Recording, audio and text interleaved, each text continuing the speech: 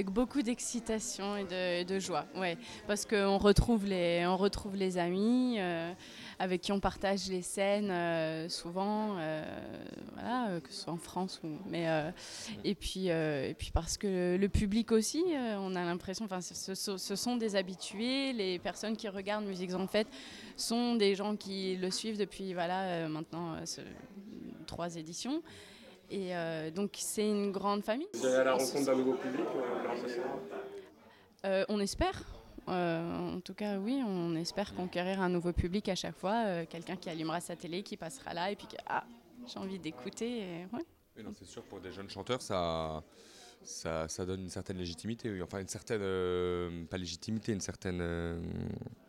Enfin, les gens mettent un nom sur un visage de plus en plus. Et, oui, c'est certain, ça. Mm. Ouais. Mais c'est assez récent, ça, en effet, que la musique classique est accessible à tout le monde parce que justement, les médias commencent à vraiment s'y intéresser et il y a un marketing aussi qui se crée autour de l'opéra, autour des jeunes chanteurs notamment.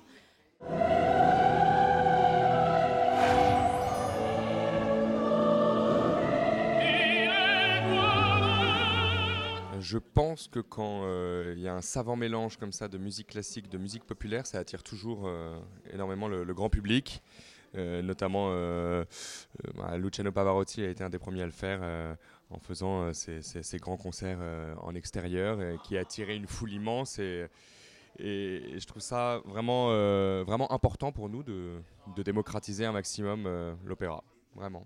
Ce n'est pas seulement un art pour des puristes ou des gens qui aiment la musique classique. Il faut vraiment pouvoir la rendre accessible. C'est comme ça. Non, mais j'aimerais compléter ce que tu dis.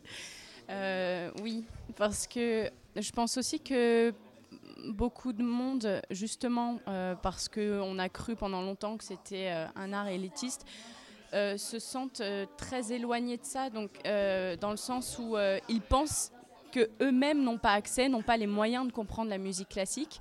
Et je pense qu'ils font une grave erreur. Je pense qu'il y a une certaine notion de l'effort quand même, parce que ça demande un effort.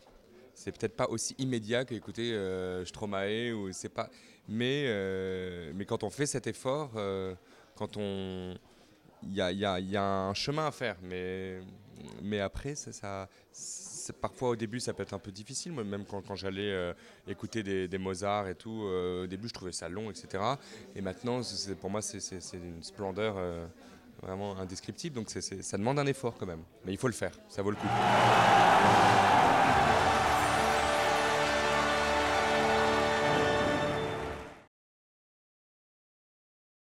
Mais j'adore le rock. J'adore Muse, j'adore. Voilà, moi je suis rock dans l'âme aussi, quoi. Donc. Une vraie rockeuse. Moi, je suis en train de me dédroguer de l'opéra.